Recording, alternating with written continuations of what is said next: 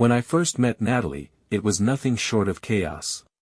We were both teenagers at a friend's bonfire party, the kind of event where the smell of smoke clings to your clothes, and the night feels endless. She was standing near the fire, arguing passionately with someone about the best toppings for a pizza. Her confidence and fiery personality caught my attention immediately. I chimed in, taking the opposite side of her argument, more for the chance to talk to her than anything else. She rolled her eyes, but by the end of the night, we were laughing and teasing each other like old friends. Our connection was immediate and electric, and it didn't take long for us to start dating. Through high school and into college, Natalie became the center of my world. She was smart, driven, and had a sense of humor that could light up even my darkest days. By the time we were in our late 20s, I knew I wanted to marry her. The proposal was simple but heartfelt, just the two of us on a quiet hike overlooking the valley where we'd shared so many memories. When she said yes, I felt like the luckiest man alive. Our wedding was a blur of laughter, dancing, and promises of forever. We settled into married life quickly, moving into a cozy two-bedroom apartment in a quiet part of town. The place was small but perfect for us, with big windows that let in plenty of light and just enough space for her books and my firefighter gear. Natalie worked as a nurse at the local hospital, a job that suited her caring nature and quick thinking. I admired how passionate she was about helping people, even when the long hours left her exhausted. As a firefighter, my job came with its own challenges. The hours were unpredictable, and the risks were real, but Natalie supported me every step of the way. She'd leave little notes in my gear bag, reminding me to stay safe, or send me texts saying how proud she was of the work I did. Life wasn't perfect, whose is, but it was ours. We spent lazy Sunday mornings sipping coffee and flipping through old photo albums, took spontaneous road trips to nowhere in particular, and supported each other through the highs and lows of our careers. For 9 years, our marriage felt solid, built on a foundation of love, trust, and shared dreams. I never imagined anything could shake that. But looking back now, I realize there were cracks in that foundation, cracks I was too blind to see. And it all started with the mystery text messages. For most of our marriage, Natalie and I were the kind of couple people admired. We had our quirks, sure, but we balanced each other in a way that worked. She was the planner, always making lists and organizing our schedules, while I was more laid back, preferring to roll with whatever life threw at us. Together, we felt unstoppable. Our apartment reflected our personalities. The living room walls were decorated with framed photos from our travels, her favorite being the snapshot of us at the Grand Canyon, my arm around her as she laughed at something I'd said. The shelves were a mix of her medical textbooks, my collection of firefighter memorabilia, and the occasional thriller novel we both loved. We each had our routines. Natalie's mornings often started early, with a cup of tea and a quick review of her patient charts before heading to the hospital. My schedule varied depending on shifts, but whenever I had mornings off, I'd join her at the table, catching up on the news while she talked about her day ahead. Evenings were our sanctuary. We'd cook together, well, she'd cook, and I'd hover around pretending to help, and then curl up on the couch to binge-watch crime dramas. She loved guessing the endings, and more often than not, she was right. We didn't have children, but we talked about it. Maybe in a few years, we'd say, wanting to enjoy each other and our careers before diving into parenthood. Baxter, our goofy Labrador, filled the gap for now, bounding around the apartment and forcing us out for walks when we'd rather stay in. It was easy to take the good times for granted, to assume they'd last forever. 9 years of marriage had been full of laughter, shared goals, and the kind of unspoken understanding that comes from knowing someone inside and out, or so I thought. As I sat here now, replaying those moments in my mind, I couldn't help but wonder, how much of it was real? How much of the life we'd built together had been genuine, and how much of it had been an illusion? I didn't know it yet, but the text messages were about to shatter everything I thought I understood about us. It started subtly, in a way that wouldn't have raised alarms if it hadn't become a pattern. Natalie had always been on her phone, checking work emails, texting friends, or scrolling through social media. But lately, it seemed like she couldn't put it down. At first, I didn't think much of it. She'd smile at her screen, sometimes chuckling softly, and when I asked what was so funny, she'd wave it off. "Oh, just a meme from work," she'd say, or, "a group chat thing, nothing exciting." Her explanations made sense. Natalie worked in a busy hospital, and it wasn't unusual for her colleagues to blow off steam in their group chats. But then the messages started coming at odd hours, late in the evening, sometimes even in the middle of the night. One evening, we were watching a movie on the couch. I'd been looking forward to it all week, a quiet night at home, just the two of us. But her phone kept buzzing. "Everything okay?" I asked, glancing at the screen as she picked it up for the third time in as many minutes. "Yeah, it's just Claire," she replied, naming one of her friends from work. "She's venting about a rough shift." She smiled reassuringly, but I noticed the way her fingers hovered over the keyboard, typing quickly before setting the phone down again. Moments later, it buzzed again. "Maybe you should just call her," I joked, trying to keep my tone light. "It's fine," she said, brushing me off. "She just needs to vent." The interruptions continued, pulling her attention away from the movie and leaving me sitting there, feeling like an afterthought. Over the next few weeks, the messages only grew more frequent. At first, it was mostly in the evenings, but soon I noticed her phone lighting up during dinner or when we were out walking Baxter. She'd glance at the screen, smile to herself, and then put the phone back in her pocket without saying anything. "Who's that?" I asked one night as we were getting ready for bed. "Just work stuff," she replied, her tone dismissive. "Work seems chatty lately," I said, trying to keep the edge out of my voice. She laughed, but it felt forced. "You know how it is, everyone's stressed, and texting is easier than talking." Her explanation seemed reasonable, but something about her behavior didn't sit right with me. Natalie wasn't the type to hide things, and yet, she was becoming increasingly protective of her phone. Once, when I walked into the room unexpectedly, I caught her quickly locking the screen and setting the phone face down on the table. "Hey," I said casually, sitting down beside her. "What's up?" "Nothing," she replied too quickly, her smile tight. "Just looking at Pinterest stuff." It was a small moment, but it stuck with me. I told myself I was overthinking it, that I had no reason to doubt her. But the late-night messages and her secretive behavior planted a seed of doubt that I couldn't ignore. Looking back, I wish I'd trusted my instincts sooner.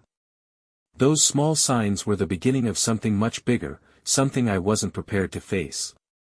The late-night messages didn't stop, and Natalie's behavior became harder to overlook. Her phone seemed to be a permanent extension of her hand, always within reach and constantly buzzing.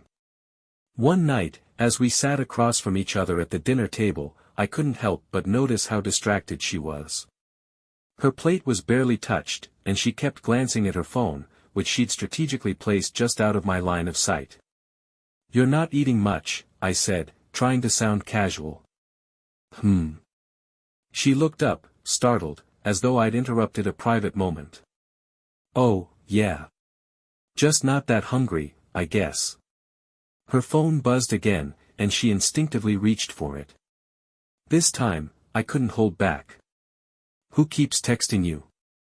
I asked, my tone firmer than I intended. She hesitated, her fingers pausing midair. "Just Claire," she said after a beat, forcing a smile. "You know how she is, always something going on." "Claire must have a lot going on," I replied, raising an eyebrow. Natalie's expression shifted, a flicker of annoyance crossing her face. "Why are you so interested in my messages all of a sudden?" "I'm not," I said quickly, trying to backpedal. "It's just, you've been glued to your phone a lot lately. It feels like we're not spending as much time together." She sighed, setting her phone down but keeping it face down on the table. "I'm sorry if it seems that way." Work's just been stressful, and this is how I unwind. Her explanation was plausible, but it didn't ease the unease growing in my gut. The next few nights followed a similar pattern. Natalie would sit on the couch, her eyes glued to her phone, her fingers flying over the screen as if she were trying to hide something. When I asked her about it, she'd wave me off, insisting it was nothing. One night, as we were getting ready for bed, I noticed her phone lighting up on the nightstand. The message preview was short, just a name I didn't recognize and a single word, tonight. I froze, staring at the screen as a surge of anxiety gripped me. Before I could process what I was seeing, Natalie picked up the phone and quickly swiped the notification away. "Something wrong?" she asked, her tone light but her expression guarded. "No," I said, forcing myself to look away. But something was wrong. I didn't recognize the name, and the casual tone of the message didn't feel like something a colleague would send. That night, as Natalie slept soundly beside me, I lay awake, my mind racing with questions I didn't want to ask. Who was texting her so late? And why was she so secretive about it? The doubt that had been quietly simmering beneath the surface was now impossible to ignore. I knew I needed answers, but I wasn't sure if I was ready for the truth. The night after I saw that cryptic message, I couldn't shake the unease building inside me. Natalie acted like everything was normal, but her phone buzzed constantly, and she seemed more guarded than ever. We were sitting on the couch watching TV, well, I was watching TV while she stared at her phone. Every so often, she'd smirk at the screen or stifle a laugh, completely disengaged from the show we'd picked together. "Who are you texting?" I asked casually, though my heart was pounding. "Just Claire," she replied without looking up. "Claire's hilarious lately," I said, my tone laced with sarcasm. She caught it and glanced at me, narrowing her eyes. "What's that supposed to mean?" "Nothing," I said, shrugging. "It just seems like she's got a lot to say for someone who's usually so quiet." Natalie sighed, setting her phone down on the coffee table. "James, what's going on with you? You've been acting paranoid." "I'm not paranoid," I said, though even I wasn't convinced. "I just feel like you're distracted lately." Her expression softened, and she leaned toward me, taking my hand. "I'm sorry if it feels that way. Work's been a lot, and sometimes chatting with Claire is just a way to decompress. But I promise, there's nothing to worry about." Her explanation seemed sincere, and for a moment, I felt guilty for doubting her. But as the days went on, her behavior continued to raise red flags. She started keeping her phone on silent, claiming the notifications were too distracting. She'd step into the other room to take calls, brushing off my questions with vague excuses like, "just work stuff" or "a quick chat with Claire." One evening, I walked into the kitchen to find her standing by the sink, her phone in her hand. She didn't hear me come in, and I caught a glimpse of her screen. She was smiling at something, a message, a photo, I wasn't sure, but when she noticed me, she quickly locked the screen and tucked the phone into her pocket. "What's so funny?" I asked, trying to sound casual. "Nothing," she said, her cheeks flushing slightly. "Just a silly meme Claire sent." It was the same name, the same excuse, over and over again. I didn't press her further, but my doubts were now impossible to ignore. Natalie had always been open with me, sharing the details of her day and laughing about the quirks of her coworkers. But now, it felt like there was a part of her life she was keeping hidden, a part one wasn't allowed to see. That night, as I lay in bed staring at the ceiling, I made a decision. I needed to know the truth, no matter how much it hurt. Because whatever Natalie was hiding, it was already starting to tear us apart. I knew something was wrong, but knowing wasn't the same as proving it. Natalie had built a wall around her phone and her behavior, leaving me on the outside, desperate for answers. It came to a head one Friday night. I had an early shift the next day, so I went to bed earlier than usual, leaving Natalie in the living room. I was half asleep when I heard her phone buzz repeatedly, each vibration like a small alarm going off in my head. Curiosity, and an unshakable sense of dread, got the better of me. I quietly got up and peeked into the living room. Natalie was sitting cross-legged on the couch, her phone in her hands, completely engrossed. She didn't notice me as I watched from the doorway. I hesitated. I didn't want to invade her privacy, but I couldn't ignore the gnawing feeling in my gut. Finally, I stepped into the room, clearing my throat to announce my presence. She jumped, her phone slipping from her hands and landing on the couch. "James. You scared me." "Sorry," I said, my tone even. "Just grabbing some water." Her reaction was telling. She quickly snatched her phone, holding it close as if she were guarding a secret. "Couldn't sleep?" she asked, trying to sound casual. "Something like that," I replied, my eyes lingering on the phone in her hand. She stood up, brushing past me toward the bedroom. "Well, don't stay up too late. You've got an early shift tomorrow." I nodded but stayed in the kitchen for a moment, trying to steady my thoughts. Her reaction confirmed what I'd been suspecting for weeks: there was something on that phone she didn't want me to see. The opportunity came the next morning. I was heading out the door when I realized I'd forgotten my gloves. I came back inside quietly, not wanting to wake her. But as I passed by her side of the bed, I saw her phone sitting on the nightstand, unlocked.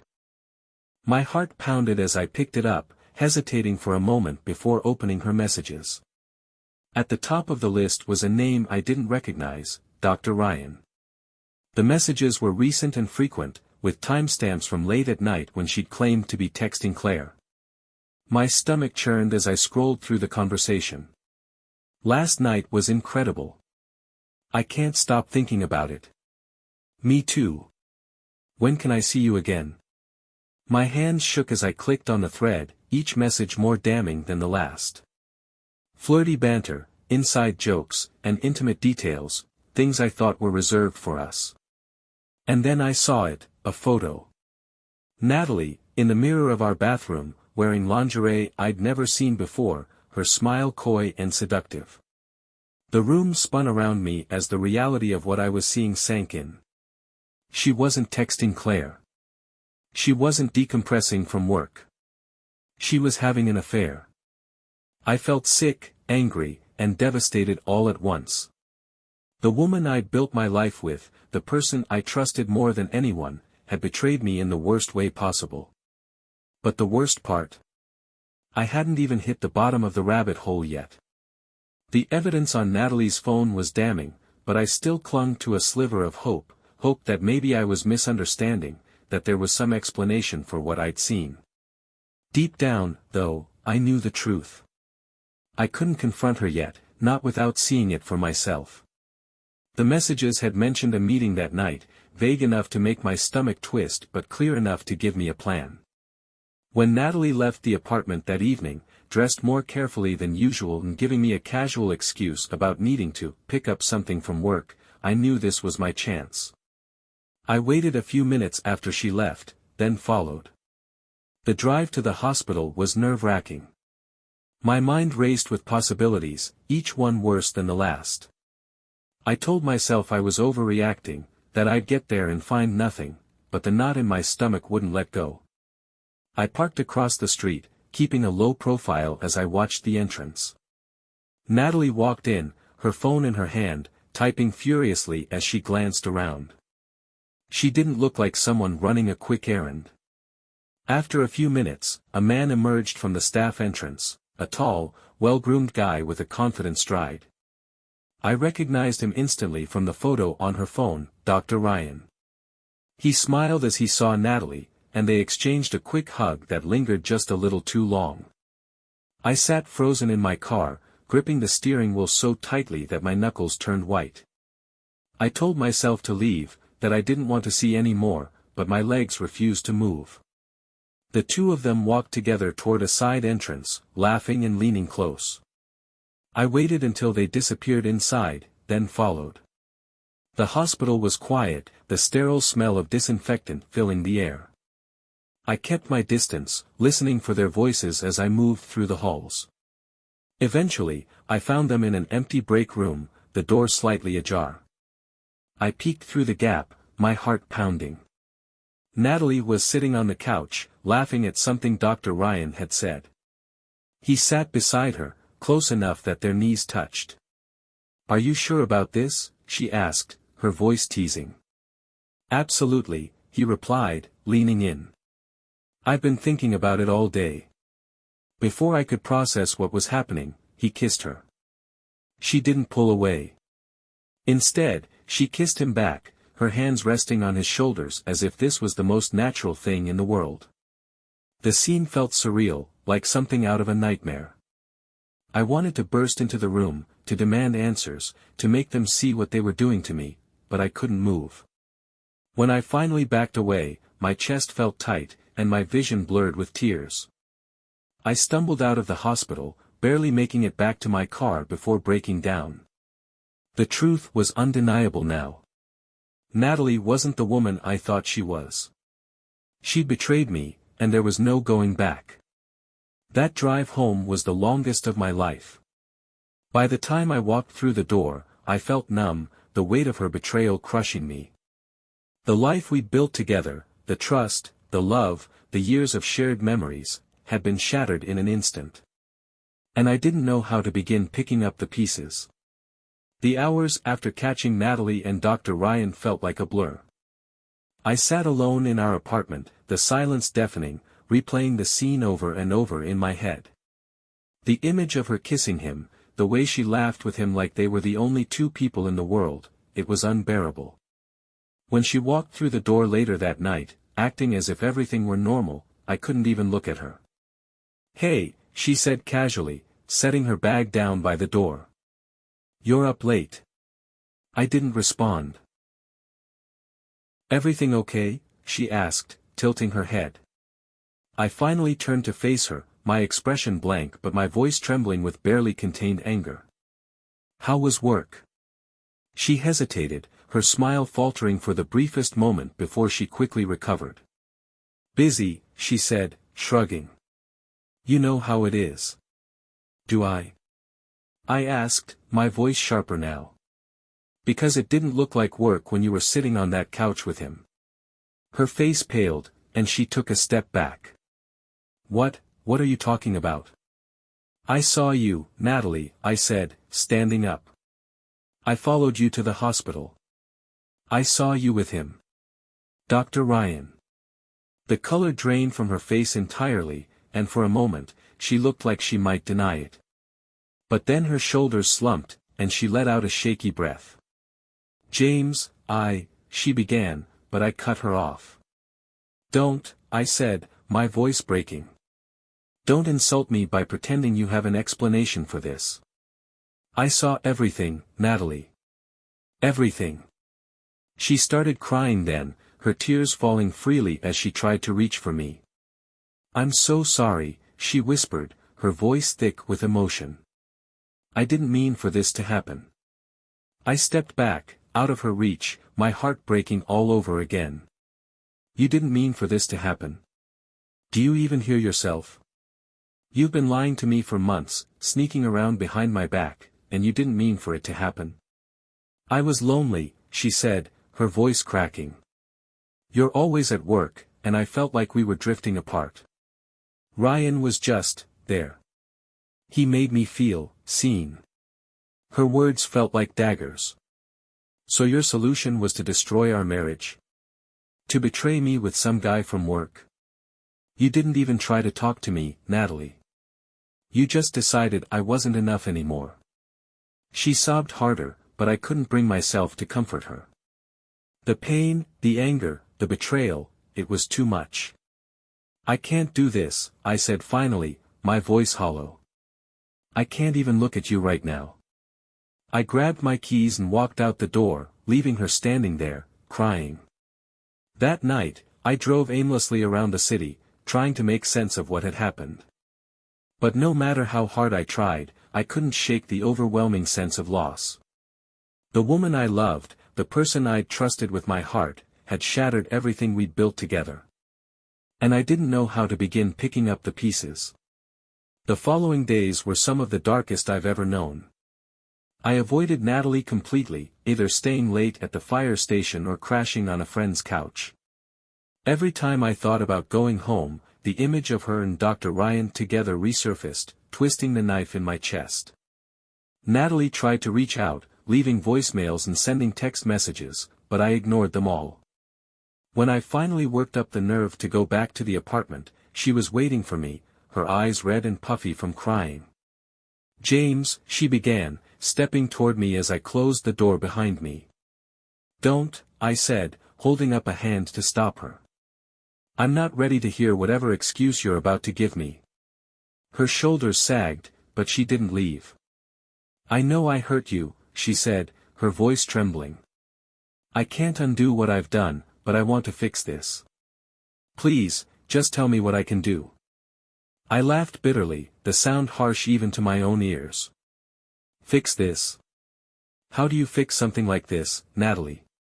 You betrayed me. You didn't just hurt me, you broke us." Her tears started again, but I felt nothing. The woman I once adored, who I thought was my partner in everything, now felt like a stranger. "I never wanted to lose you," she said, her voice cracking. "You didn't just lose me," I replied coldly. "You threw me away." The weight of her actions began to crush me in ways I hadn't anticipated. I'd always thought of myself as a strong person, someone who could handle anything life threw at me. But this? This was different. I began questioning everything about myself, about our marriage, about the life we'd built together. Was I not enough? Had I missed the signs? Could I have done something differently? These thoughts consumed me, leaving me emotionally drained and physically exhausted. I couldn't sleep, couldn't focus at work, and couldn't find any peace in the routine that used to ground me. One day, while on a call at the fire station, I found myself in a daze. We were responding to a house fire, a small blaze that should have been straightforward. But as I entered the burning building, I hesitated. My thoughts were a jumbled mess, images of Natalie, of Dr. Ryan, of everything I'd lost. I didn't even realize the flames were closing in until my lieutenant shouted my name. "James, move." His voice snapped me back to reality, and I managed to pull an elderly woman out of the room just before the ceiling collapsed. My team cheered when we got out safely, but I felt none of their relief. All I could think about was how close I'd come to freezing completely. That night, as I sat alone in the station locker room, I realized something had to change. Natalie had already destroyed my heart, I couldn't let her take the rest of me with her. The fire that nearly claimed my life became a wake-up call. For weeks, I had been walking through life like a ghost, letting Natalie's betrayal consume me. But standing in that burning house, inches away from disaster, I realized something. I had been so focused on the pain she caused that I'd forgotten to care about myself. When I returned to the apartment that night, Natalie was sitting on the couch, her knees drawn to her chest. She looked up as I walked in, her expression filled with a mixture of hope and fear. "James," she started, her voice soft. "I didn't know if you were coming back." I set my bag down and sat in the chair across from her, keeping a deliberate distance. "I almost didn't," I said honestly. Her eyes filled with tears. "Please, just tell me what I can do. I'll do anything to fix this." I shook my head, the exhaustion from the day, and from weeks of emotional torment, settling over me. "You can't fix this, Natalie. What you did, it broke something in me. And I don't know if it's something that can ever be put back together." She sobbed quietly, burying her face in her hands. Part of me wanted to comfort her, to reach out and tell her it would all be okay. But I couldn't. Not anymore. "I need space," I said finally, my voice firm but not unkind. "I can't keep living like this, Natalie. I need time to figure out who I am without us." Her sobs grew louder, but she nodded, wiping her face. "I understand," she whispered. "I'll give you the space you need." The next few days were a whirlwind. I packed a bag and moved into the fire station's on-site accommodations for a while, using the time away from Natalie to clear my head. My teammates noticed the change in me, how I stayed quiet during group meals, how I threw myself into every call as if trying to outrun my thoughts. Then, one evening, something unexpected happened. The elderly woman I had saved from the fire came to the station to thank me personally. She was accompanied by her granddaughter, a woman named Mia. Mia was striking, not just in her appearance but in the way she carried herself, calm, composed, with a quiet strength that drew people in. She smiled warmly as she introduced herself, her handshake firm but gentle. "Thank you for saving my grandmother," she said, her voice genuine. "She means everything to our family." "It's just part of the job," I replied, though her gratitude made me feel something I hadn't in weeks, a sense of worth. Mia and I ended up talking for a while as her grandmother shared stories with the other firefighters. She was easy to talk to, her presence calming in a way I didn't expect. When she left, she gave me a small wave and a smile that lingered in my mind long after she was gone. For the first time in weeks, I felt something stir inside me, a flicker of hope that maybe, just maybe, there was life beyond the pain Natalie had caused. The brief encounter with Mia lingered in my mind over the next few days. Her kindness, her warm smile, the way she genuinely seemed interested in talking to me, it was a stark contrast to the emotional wreckage I'd been living in. For the first time in what felt like forever, I found myself thinking about something other than Natalie's betrayal. It was almost a week later when I saw her again. I was grabbing coffee at a small cafe near the station when I noticed her sitting by the window, a book in her hands. She looked different than I remembered, more relaxed, her hair tied loosely back and her face free of makeup. Before I could talk myself out of it, I approached her table. "Mia," I said, my voice tentative. She looked up, her eyes lighting up with recognition. "James." "Hi." Her smile put me at ease instantly, and she gestured to the seat across from her. "What brings you here?" "Just grabbing some coffee," I replied, sitting down. "I didn't expect to run into you." "Small world, I guess," she said with a chuckle. "How's the station?" "My grandma hasn't stopped talking about how amazing you all were." "She's sweet," I said, smiling. "And she was braver than most people I've seen in situations like that." We ended up talking for nearly an hour. The conversation flowed effortlessly, covering everything from her grandmother's recovery to her job as a graphic designer. I found myself laughing for the first time in weeks, surprised by how natural it felt to be around her. When it was time for her to leave, I hesitated, not wanting the moment to end. "Would you want to do this again sometime?" I asked, feeling a nervousness I hadn't felt in years. She tilted her head, her smile widening. "Are you asking me out for coffee again, James?" "Maybe," I said, grinning despite myself. She reached into her bag, pulling out a small notebook. Scribbling something down, she tore the page out and handed it to me. "Here's my number," she said. "Text me, and we'll figure something out." I nodded, tucking the note into my pocket. "I will." As I watched her walk away, a strange mix of emotions washed over me. Part of me felt guilty, as if I were betraying the life Natalie and I had built. But another part of me, a part that had been buried under pain and anger, felt alive again. For the first time in months, I allowed myself to hope that maybe, just maybe, there was a future waiting for me, one where I could heal, grow, and start over. It took me a couple of days to work up the courage to text Mia. The note with her number sat on my nightstand, staring at me like a challenge. Part of me felt like I wasn't ready to move forward, but another part, the part tired of feeling trapped in the past, knew I needed to take the leap. When I finally sent her a message, her reply was almost immediate. "Hey, James.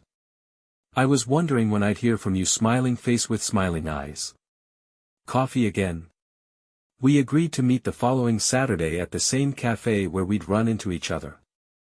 The week leading up to it felt like a strange mix of excitement and apprehension. It had been so long since I'd been on anything resembling a date that I wasn't sure what to expect. When Saturday came, I arrived early, nursing my coffee as I watched the door. When Mia walked in, she spotted me immediately, her smile bright and disarming. "You beat me here," she teased as she sat down. "Had to make a good impression," I said, grinning. Our conversation picked up right where it had left off. She told me more about her work as a graphic designer, her passion for art, and her love of hiking. I found myself opening up in ways I hadn't expected, sharing stories from the fire station and even touching on some of the struggles I'd been facing. "I hope it's not too personal," she said after a pause, "but you seem like you've been through a lot recently." Her observation caught me off guard, but I appreciated her honesty. "Yeah," I admitted. "It's been a rough year. I'm trying to move forward, though." She nodded, her expression thoughtful. "That's all you can do sometimes. Take it one step at a time." By the time we finished our coffee, I felt lighter than I had in months. There was something about Mia that made me feel seen, understood, and at ease. We started meeting regularly after that, short walks, casual dinners, and long conversations that stretched into the night. The more time I spent with her, the more I realized how much I'd been missing in my life. Mia wasn't just a distraction, she was a reminder that there was still beauty, kindness, and hope in the world. She didn't pry into my past or push me to talk about things I wasn't ready to share. Instead, she offered a steady presence, her quiet strength helping me rediscover my own. For the first time in a long time, I felt like I was building something new. And this time, it was built on a foundation of trust and genuine connection. As I walked her to her car one evening after dinner, she turned to me, her eyes bright in the soft glow of the streetlights. "I'm glad we met, James," she said, her voice warm. "Me too," I replied, meaning every word. In that moment, I realized that while the pain of the past hadn't completely disappeared, it no longer defined me. Mia had given me a reason to hope again, and for that, I was endlessly grateful. The weeks that followed my growing connection with Mia felt like a slow but steady turning point. She was a breath of fresh air in my life, and every moment spent with her felt like a step away from the pain of my past. We started exploring the city together, coffee shops, parks, and little hidden gems that she seemed to know about everywhere. One afternoon, she convinced me to try a pottery class, laughing as I struggled to mold the clay into something that vaguely resembled a bowl. "You're getting there," she teased, her hands deftly shaping her own creation. "Getting where?" "To the point of disaster," I replied, grinning. Her laughter was contagious, and I found myself smiling more than I had in months. Mia had a way of making even the simplest moments feel special, and for the first time in a long time, I felt like I could just be myself without the weight of my past dragging me down. One evening, after a long day at the fire station, I found myself at her apartment for dinner. She'd insisted on cooking, claiming she wanted to test out a new recipe on me. As we sat together, the warm glow of her kitchen light creating a cozy atmosphere, I felt an overwhelming sense of gratitude. "I don't know what I'd be doing right now if I hadn't met you," I admitted, my voice soft. She looked at me, her expression serious but kind. "James, you've been through a lot. But you're stronger than you realize. And I'm just glad I can be here for you." Her words stuck with me, echoing in my mind as I drove home that night. For so long, I'd felt like I was drowning in my pain, unable to see a way forward. But with Mia, I'd found not just a lifeline, but a reason to keep moving forward. But life, as I'd learned, was rarely simple. Natalie, despite the distance I'd put between us, hadn't completely let go. She'd text me sporadically, messages that ranged from apologies to pleas for another chance. One day, as Mia and I were leaving a bookstore, my phone buzzed with a message. It was from Natalie. "We need to talk. Please." Mia noticed the change in my expression and stopped, her hand resting lightly on my arm. Everything okay? She asked. I hesitated, then nodded. It's nothing, I said, tucking the phone back into my pocket. She didn't press me, and I was grateful for her understanding. But the truth was, Natalie's messages were a reminder of the pain I was still working to leave behind. That night, as I sat alone in my apartment, I stared at the text, debating whether to respond. Part of me felt like I owed her closure, but another part of me, the part that had started to heal, knew I needed to focus on moving forward. Mia was helping me find happiness again, and I wasn't about to let the ghosts of my past pull me back into the darkness. Despite Natalie's repeated attempts to reach out, I decided not to respond. Her messages sat unread on my phone, a constant reminder of a chapter in my life I was trying to close. With Mia, I felt a sense of peace and hope that I hadn't known in years, and I wasn't about to jeopardize that. One evening, Mia and I decided to visit the park where I used to take Baxter.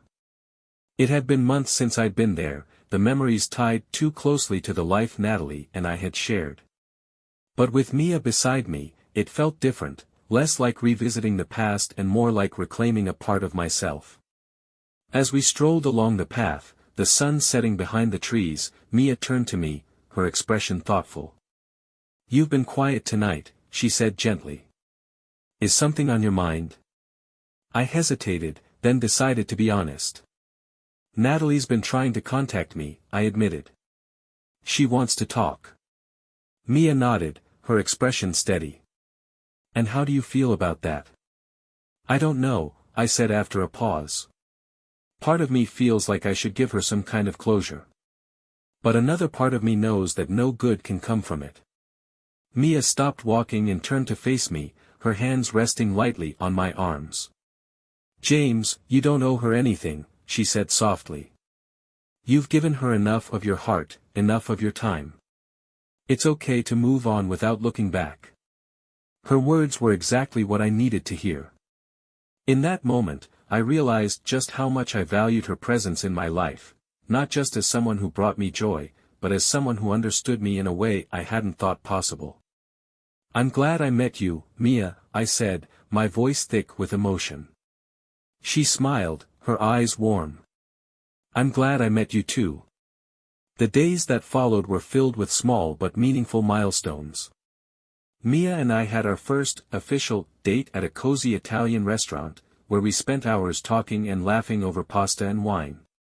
She surprised me with tickets to a local art exhibit, knowing how much I'd admired her creative spirit.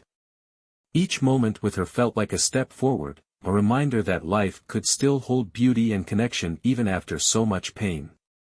Natalie's attempts to disrupt that happiness didn't stop, though. One afternoon, as I was leaving the fire station, I saw her waiting near my car. She looked nervous, clutching her phone in one hand and wringing the strap of her purse with the other. James, she called out as I approached. I stopped, keeping my distance. What are you doing here, Natalie? I needed to see you, she said, her voice trembling. I've been trying to reach you, but you haven't answered. There's a reason for that, I said firmly. She stepped closer, her eyes pleading. I know I messed up. I know I hurt you in ways I can never take back. But I'm still your wife, James. Doesn't that mean anything? I shook my head, my voice steady despite the emotions swirling inside me. You were my wife, Natalie. But you made choices that destroyed what we had. I'm moving on. You need to do the same. Her tears fell freely, but I didn't waver. For months, I'd been weighed down by the pain of her betrayal. But now, with Mia in my life, I had something to look forward to, something worth protecting. As I drove away, leaving Natalie behind, I felt a sense of closure I hadn't expected. The door to that chapter of my life was finally closed, and I was ready to embrace whatever came next. That evening, as Mia and I sat on her couch watching a movie, she leaned against me, her hand resting lightly on mine. Are you okay? She asked, her voice soft. I am, I replied, meaning it for the first time in a long time. I really am. With Mia by my side, the future didn't feel so uncertain anymore. It felt like a new beginning, one I was ready to embrace wholeheartedly. Looking back now, I can see how far I've come since that day I discovered Natalie's betrayal. It felt like the end of my world, and in many ways, it was the end of the life I'd known. But what I didn't realize at the time was that endings are often the beginning of something new.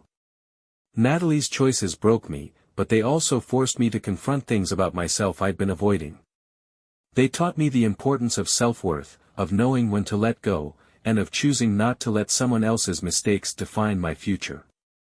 Mia was a gift I never saw coming. She didn't try to fix me or erase the pain I'd experienced.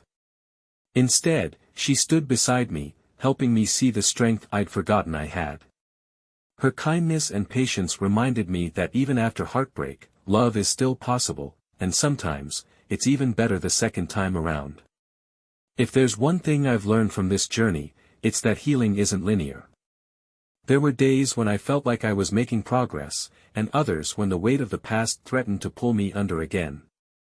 But little by little, I found my way back to myself, reclaiming the parts of me that Natalie's betrayal had shattered.